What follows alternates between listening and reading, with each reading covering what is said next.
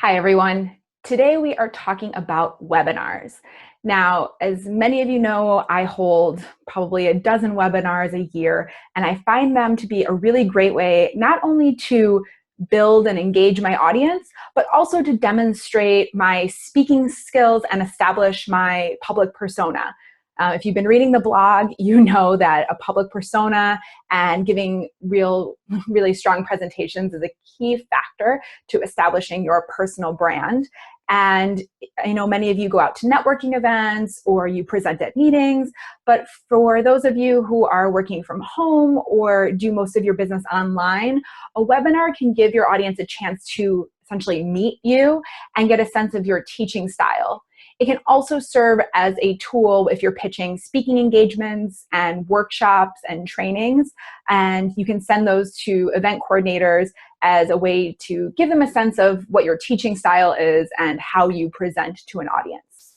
So if you're not familiar with a webinar is basically like a live training or a live seminar that you run with a group of people. Some of them are recorded, but I find that recorded webinars don't really work in the same way. I find that the best webinars are live where you can actually engage with your audience. So let's go through some of the tech. It may seem like you need a lot of bells and whistles to run a successful webinar, but that's simply not true. All you need is a webcam, which you can see I have right here. You need a microphone. I just use a lavalier mic that was 20 bucks on Amazon.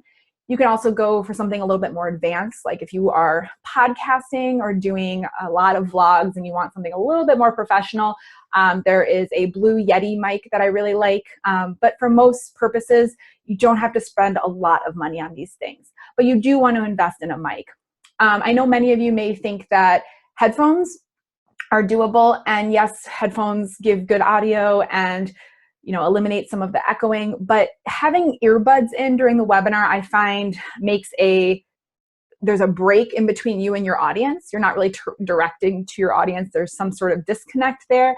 So I recommend using a lavalier mic. If you can't afford the 20 bucks and all you got is a set of headphones that you got free with your phone, then yes, use those. But if you can, spring for a lavalier mic.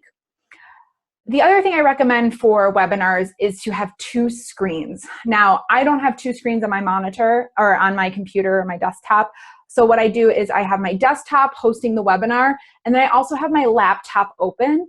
And what I do is I use the laptop as a participant. So I want to be able to see what the participants see as opposed to my administrator back end view. So I usually have two monitors going. So I have one that is the webinar that I'm hosting. So I will have like my slides, the chat open, all of that, but I'll also have my laptop running as a participant. So if there's any disconnect with the audio, with the visual, if my slides aren't loading, I can tell before a participant raises their hand and says, I can't see your slides. So again, it's not a must, but it will make you feel calmer. I know many people get really nervous around webinars. It's live, you wanna make sure you're doing a good job, you wanna make sure there's no technical glitches. And so I find that using another monitor or another computer where I can see what the audience is seeing helps eliminate some of the anxiety. So as I mentioned, you're going to need a webinar service. How do you even start the webinar? You need someone to host the webinar. So I've seen a lot of people using GoToWebinar, part of GoToMeeting, or using Webinar Jam. Those are two really popular ones. And I've used GoToWebinar and I found it really glitchy. There's never been a GoToWebinar where I've logged on and everything has gone smoothly. So I've been searching for a new webinar service for a while, and I finally found Crowdcast. And I'm going to put a link in the description so you can check it out for yourself. And we're gonna actually do a screen share so you can see the back end of Crowdcast and you can see how to easily use your webinar. So a few of the features I like about Crowdcast. One is it automatically records everything. So everyone can see the replay. You don't have to remember to hit the record button. I know some of the other ones, like they're only there for a certain amount of time. Crowdcast keeps your webinars there, so any audience member can log on and view the webinar again. You can also keep collecting registrations. So if people haven't registered for their live webinar and then they see your email a few days later and are like, oh, I want to do that. When they register, it'll just show the recording. So they won't get it live, they'll know it's a recording, but at least you can continue giving access to people. It's not disappearing forever. The other thing I like is the chat function is really smooth. I've never had a glitch with it. Like, it's never been glitchy. Any glitches I've had have been on my end, where there was one time my webcam broke in the middle of the webinar. But again, the Crowdcast software has never glitched out on me, which is really great. It's so frustrating as a participant when you're logging onto a webinar and the person's having connectivity issues, or their slides aren't sharing, or there's some sort of glitch. The other thing I like is not only do they have a chat function, but they have the ability to invite people on screen. So if you're running a webinar and someone has a question and they want to either share their screen with you or ask their question to the audience and show their face, you can actually invite them on screen to participate. So for some of our client webinars where it's our clients, they all know each other, it's a good networking opportunity that they can, put their faces up, introduce themselves to everyone. They can give their tagline or elevator pitch if they want, but they can also share the screen. So if I'm giving like a tech tutorial and someone's not seeing the same thing I'm seeing, I can pull them on, they can share their screen, and everyone can see where the disconnect is. And finally, the function I like is that it will show in the box, which we'll see momentarily, how many people are registered for the webinar. So people will see if there's 80 people, 100 people, 500 people in the webinar, but they won't see how many people are live. And all of us have been there where you have like 100 people sign up for the webinar and you're so excited, but only a handful of them show up live. So what Crowdcast does, which I think is great, is it shows that there is more people in the webinar live than there actually is. This may be a little bit of an ego thing or a little bit misleading, but for me who's running the webinar, I find it's important because I want people to see that there's other people online with them. I want them to feel the sense of community, that they're not the only one on the webinar. Now, again, I've never had only one person on the webinar, but there's definitely a different ratio of people who actually show up live versus how many people show up total. So I like that function. And there was one more function I wanted to tell you. It also connects with a thing called Zapier, which Zapier I talked about in one of our previous blog posts, that you can link up different accounts and set up automations. So like we use it as any Instagram post automatically shares to Facebook and automatically shares to Twitter. I have it connected to my Teachable account for some things. But what Zapier does is anytime someone registers for your webinar, they're automatically added to your email list. I find this so helpful because it's so annoying to download the spreadsheets and import them into your email provider. Sometimes they think it's spam if you have a really big list. So this way, as people sign up for your webinar, they're automatically added to your email list. The other reason this is helpful is that if you're sending an email sequence leading up to your webinar, so if you're sending a welcome email and then a reminder email, or you're sending them a list of things that they need to have prepped for the webinar, or you're sending a workbook or another worksheet or checklist, you can set up that automation in your email provider and it will automatically get added. You don't have to manually add everybody as they register. So there's a lot of really great functions. So I am highly recommending Crowdcast. That being said, all of the things we're going to talk about in today's tutorial will apply to any webinar, whether you're using Webinar Jam or GoToWebinar or Zoom or something else. So I am going to turn around, share my screen so that you can really get an idea of how the back end looks, how to run the webinar, and then I can also answer any other questions or glitches or things that may come up. So let's get started. Okay, everyone. So this is Crowdcast. As you can see, it is crowdcast.io. If you are just signing up, you can see all the features and the pricing. You can look at their blog, and I am including a link in the notes underneath the video so that you can connect directly. So for right now, just watch the video. Don't feel like you need to go to Crowdcast yourself at the moment. So let's dive in. So when you first, again, you can see I'm already signed in. So when you first come in, you're going to create an event. They also have demos that are really helpful. So if you're creating an event for the first time, feel free to watch one of the demos or contact one of their customer service people to walk you through it. So the event name is fairly simple. So we'll say webinar tutorial. For our purposes, we're going to go live in 4 minutes. You can go live sooner. We will show you how. But to schedule, again, you schedule it out ahead of time. Keep in mind there's a 2-hour broadcast limit. I believe that in some of the more premium features that there is a longer limit, but you really shouldn't be doing a webinar that's more than 2 hours. So you can either do a webinar that's a single event, or you can also do a series. So you can actually schedule multiple sessions. We had done a self-publishing summit, and we had a number of speakers, a speaker every day for a week.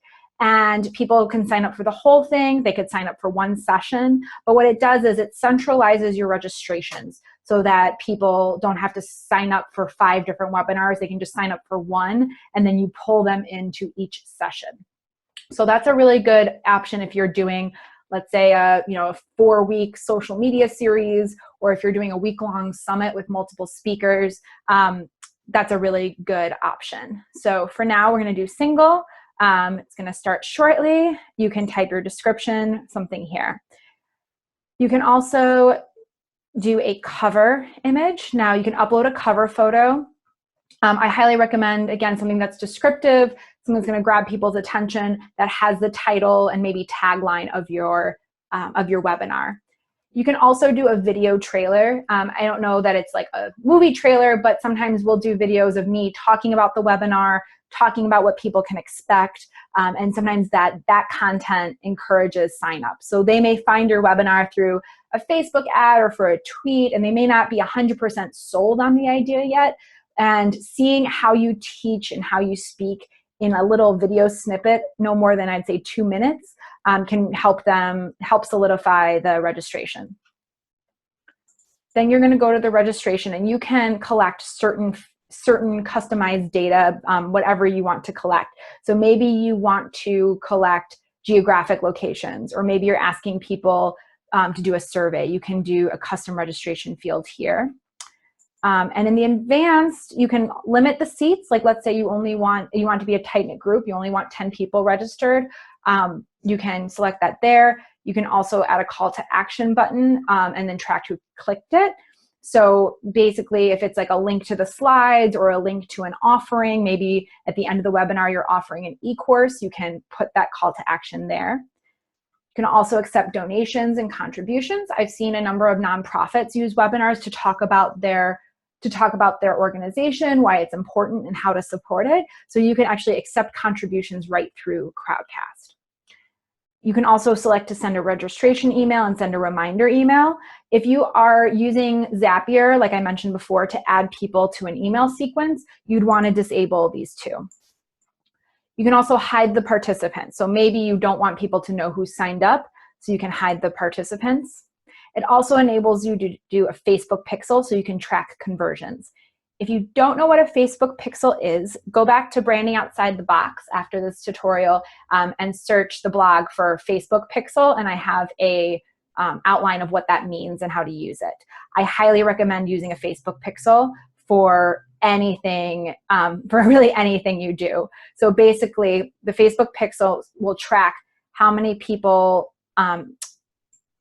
came to the registration page, and then how many actually completed the registration. So basically, if you're doing a Facebook ad for your webinar, it will tell you this many people clicked, this many people came to your page, and then this many people actually registered. And that's really crucial to get a conversion rate on your Facebook ads and make sure that it's worth what you're paying.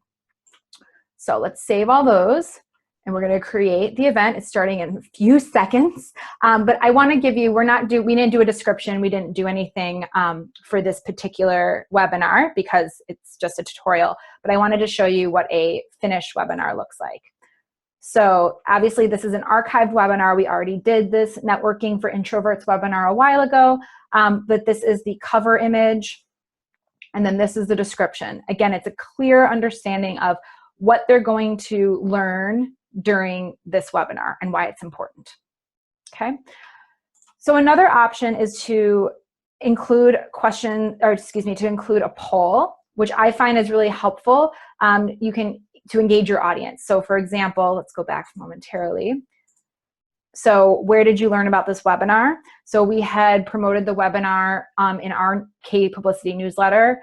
We also run a writers conference, and so we promoted the webinar to that writers conference. We also spread it on social media, and also a friend or colleague may have referred them. So I like to see that because I like to see what efforts are working. So clearly, not that many people actually did the poll, out of the 54 people who participated, but you can see that of all the four tactics we use, social media was by far the highest. So we had run Facebook ads, we had done promoted tweets, we had done a number of things to generate traffic for this webinar. And then finally, when people ask questions, they're going to do so in this section. What I really like about this is that they can track when you start answering the question. So let's say I'm watching the replay. This is the replay of Networking for Introverts. And I come down and I see, do you recommend starting with those you really need to meet, or practice on lower stress connections first? And I want to know the answer to that question. I don't want to watch the whole webinar. I can actually just view the answer and it will update. Julia, that's a good question. I think it will depend on the event. So if you're at a conference and you have maybe the whole weekend to make connections, then maybe start with some people that you don't know or aren't really sure if they're going to be a really important connection first. Okay, so I can skip ahead and just see exactly where that question was answered. Another really nice function of Crowdcast. So when you start the when you start the webinar, you aren't going to go live right away. You're going to click on this button that's preparing to go live. So you're going to check my camera and my mic. Hi, everyone. My face is visible. It's a little blurry, but let's see if it works.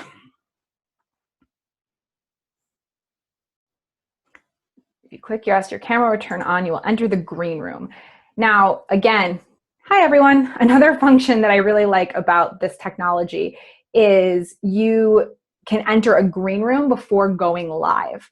And so right now, no one's seeing me, okay? I'm just making sure my hair looks good and making sure everything looks great. If you are co-hosting a webinar, this is where you can invite someone into the green room and you can get yourselves organized before you start your webinar. So when everything looks good and I'm ready to go, I'm gonna hit the go live button.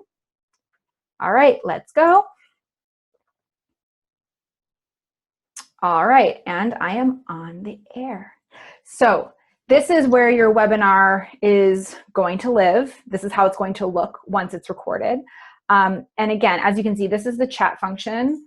I will say something, hi there. Ta-da, that's where people will chat. Now, this is where the polls will live. You can also set up questions and answers. So this is what people are seeing right here. People will see, ask a question or suggest a topic. So what I recommend is to have people ask their questions there, not in the chat. So let me give you an example. So if they say something in the chat, like, when should I host my webinar? It's going to just appear in the corner. It's not going to actually appear down below, and people aren't going to be able to track when that question was answered in the replay. So instead, you tell them, hey, thanks for asking. Go down here and ask a question down in the questions and answers section. And so you say, when should I host my webinar? Okay, and I see the question, and I am the host, so they're not going to get this button. I, the host, can start answering and say, I recommend polling your audience and seeing what times they are available. Because if you're going to host a webinar, you want to make sure as many people as possible come up. So ask them, are they most available during lunch breaks, on the weekends, weekday evenings? What works best for them? And find out what works best for them and go around their schedule. I think I answered the question, so done. Now, no new questions. So then in the recording, it's going to show when I answered that question, which will show when we end the webinar. Okay. So, oh, you can see it right here. When should I host my webinar? It's right here.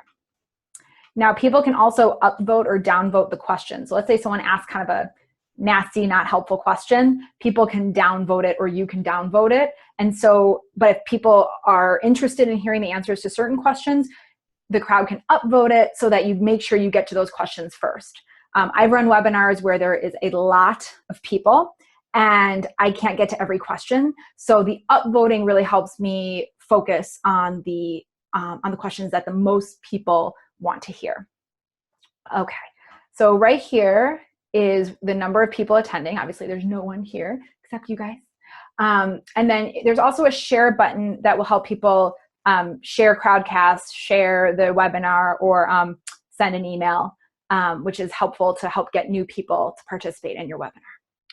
Okay, so finally, I recommend starting, when you start a webinar, I recommend always starting for the camera. Okay, so don't start on a slide. People want to see your face. They want to see who is talking.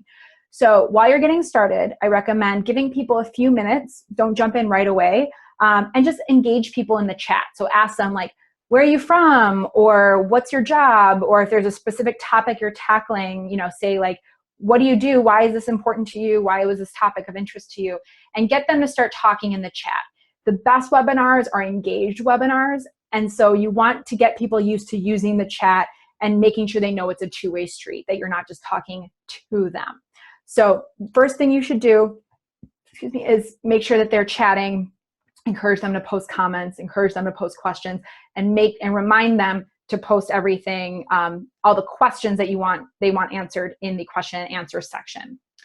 The last thing I remind them to do, sometimes I forget, but I try to remind them, is to close out any other windows. You don't want people having issues with internet connectivity and having things go in and out, or feeling like they have a tech issue when really it's just they have, you know, a gajillion windows open and their kid is streaming Netflix downstairs, and someone's uploading a movie somewhere else. So you want to remind them to try to get rid of anything they can so that the video content comes through as quality, and that there's no buffering and no technical glitches. You also want them to pay attention to your content. You don't want them multitasking. So I encourage them to just close out all the windows and be fully present in the room. Next, once you've introduced yourself and once you've got them talking, next it's going to be time to do your presentation. So you're going to do screen share. And you can either share your entire screen, your entire application, your entire screen, or you can select which application. Obviously, I have a bunch of different applications running right now. So I'm going to share the entire screen. Now you're going to have this goofy thing looking at you. And I'm going to pull up my slides. So you should be able to see me and my slides. I'm going to go to presentation mode. If I can remember how to do it. Oh, present. Thank you. Okay.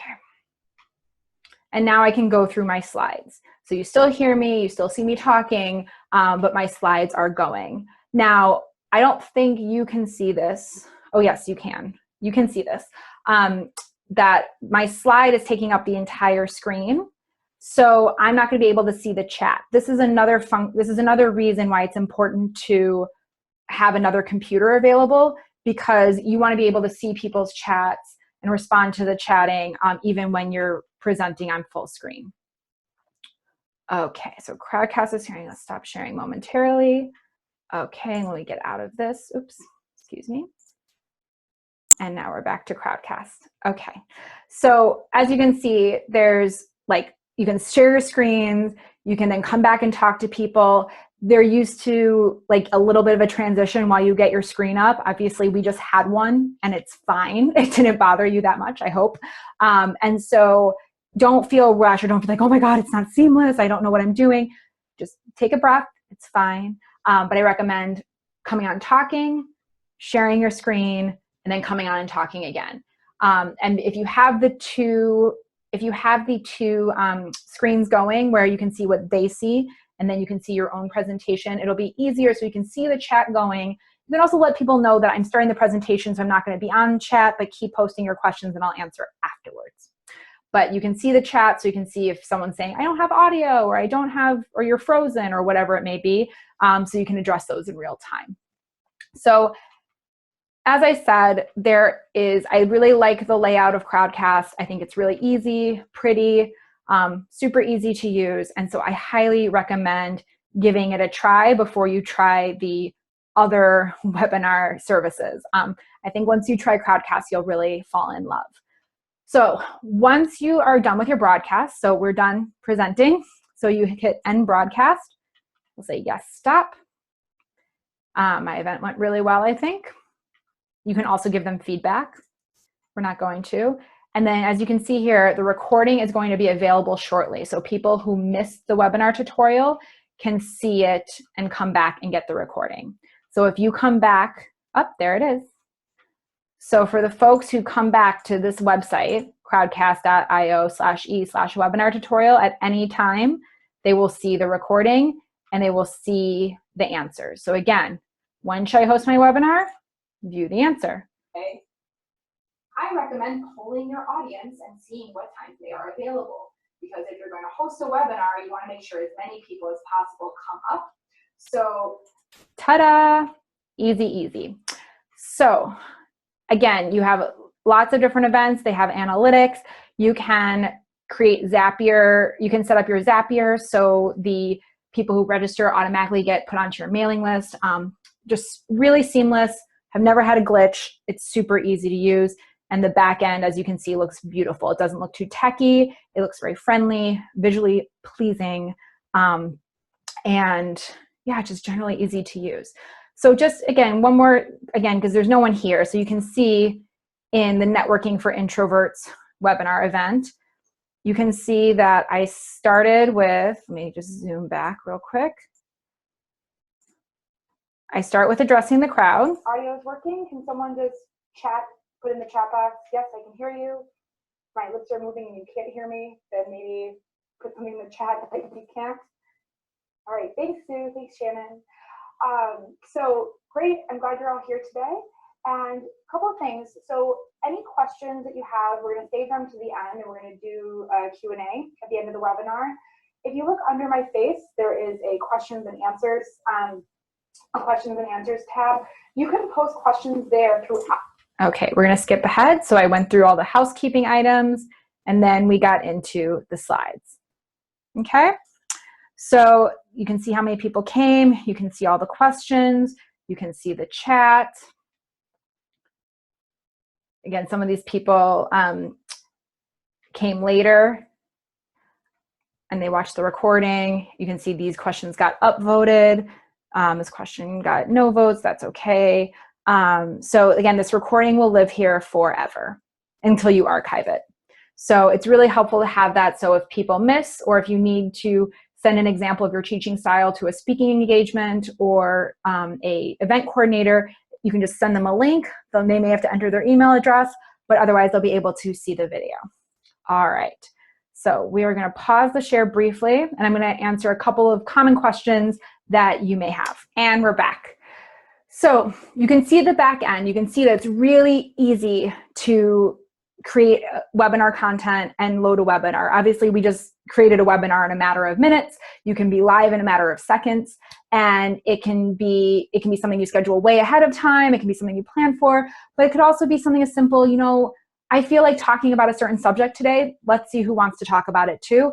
Piling everyone into your webinar service and giving a talk. So again, I highly encourage making slides. It's important to have some sort of visuals, to have some text, as opposed to, you know, me talking the entire time. Just as you would at any presentation, you'd probably have a PowerPoint or a Google slide deck or a keynote presentation. So I encourage you to have a balance of both slides and face-to-face contact. The last thing I want to address is the webinar as a sales function, let's say, phenomena, is that webinars have been getting a bad name and a bad rap recently because online marketers are basically using webinars as a sales pitch. Now, I do not condone this at all. If you are going to host a webinar, this should be you teaching. This should be giving your audience a lot of value, either for free or paid. You can do both.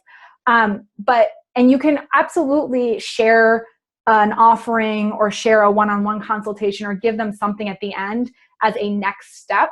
but your entire webinar should not be a build up to a sales pitch. I find that really icky. I have watched so many webinars where I'm listening and listening. I'm like, I'm not getting anything out of this. This is just them talking about themselves and talking about their journey. And then they're going to pitch me something that's going to help me, live the life that they're living, right?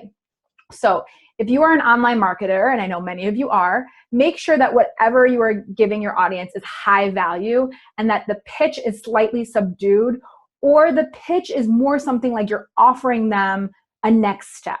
So for example, at the end of this Networking for Introverts video, I do pitch the Master Networker e-course, okay? But what it is the Networking for Introverts is all about how to conquer a networking event, how to go into a conference or a formal networking event at a bar and work a room. The Master Networker dives deeper and talks about one-on-one networking, relationship building, intercompany networking, as well as social media networking. So what it does is, if you like this webinar, great, use the tools and conquer your next networking event. But then if you want to conquer any type of networking opportunity, this is what you should do. You should sign up for this bigger e-course. So there is a pitch component because you always want to give your viewers or your audience a next step or an action item. You want to take them on this journey, but it shouldn't be the entire webinar. Your webinar in itself should be a lesson or a training or a tutorial. It should give some sort of value. It shouldn't just be a platform for you to pitch your product. So if you have any questions about this, which I'm sure you probably have a lot, feel free to post them in the comments, either on YouTube or on the blog itself. You can also shoot me an email. I'd love to hear from you. It's dana@brandingoutsidethebox.com. You may get added to our email list if you email me, but that's okay. It's worth it. We send out good content. So feel free to shoot me an email if you have any questions about webinars. And or you can just put it in the comments, because I have a feeling that if you have a question, that there may be other people watching who also have that question. And I will let you know. And also make sure you are signed up for our mailing list, because like I said, we do a number of free webinars throughout the year and on the subjects of networking or email marketing or growing your online following or building your personal brand. And so you don't want to miss out on those opportunities. You can also visit my Crowdcast page. That's crowdcast.io, and my username is DanaK23. And there you can view all of our previous webinars that are currently open to the public. So thanks for taking the time, and I will see you next week.